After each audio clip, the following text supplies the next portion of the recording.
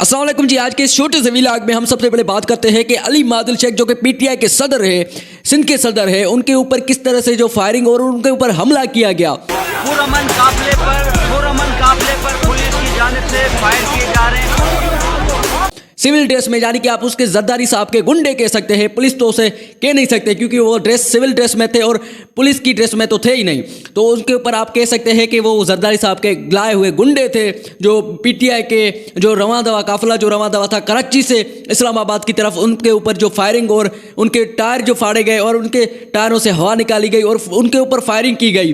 काफ़ी लोग वहाँ पर शामिल थे, उनकी बसों को रोका दिया गया, उनके पूरे काफिला जो था रवां दवा था इस्लामाबाद की तरफ, उनको रोक दिया गया और उनके ऊपर किस तरह से हम कह सकते हैं कि हमला किया गया। सिंध का एक शहर है शिकारपुर, वहाँ पर उनको रोक दिया गया। पुलिस कह सकते हैं, आप गुंडे कह सकते हैं, जरदारी साहब के लाए हुए जो लोग जो उनको गाड़ियों से उतार कर उन पर जो गालियाँ और गाली गलौज कर रहे और उनको गंदी गंदी गालियाँ देने लगे।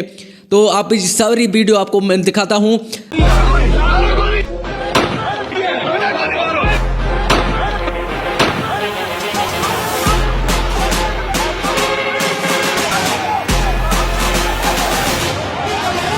पुलिस की जानिब से फायर किए जा रहे हैं। पुरअमन काफिले पर पुलिस की जानिब से फायर किए जा रहे हैं। आपका बंदा है, आपके बंदे ने फायर किए, आपके बंदे ने फायर किए, आपके बंदे ने फायर किए, आपके बंदे ने फायर किए।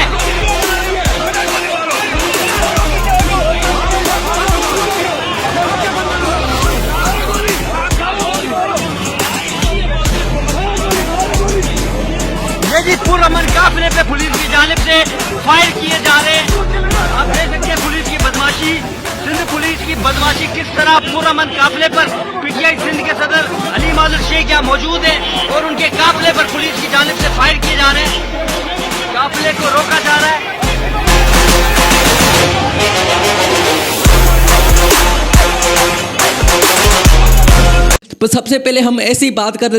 सबसे पहले हम इस छोटे से विराग में ये बात करेंगे कि आखिर जरदारी साहब को डर किस चीज़ से आए। अगर वो अपने हकूक़ के लिए सिंध से, वो अपनी पार्टी का है, उनको पूरा राइट है कि अपने पार्टी को जो बड़े बड़े रहनुमा है वहाँ पर जो उनका जलसा है इस्लामाबाद में, वो जा सकते हैं वहाँ से। अगर आपकी यहाँ पर जो वहाँ पर जा सकते हैं, उनका पूरा राइट है कि उनका जलसा है, पार्टी के बड़े बड़े रहनुमा वहाँ पर है, इनका भी ताल्लुक पीटीआई से है, तो वो उनका राइट है कि वो जा सकते हैं इस्लामाबाद। आपको किस तरह से किस चीज़ का डर है कि आप किस तरह से आपको कोई हमला करने आ रहे हैं सिंध में, जो आपको किस चीज़ का डर है जो आप सिंध उनको क्रॉस नहीं करने दे रहे हैं।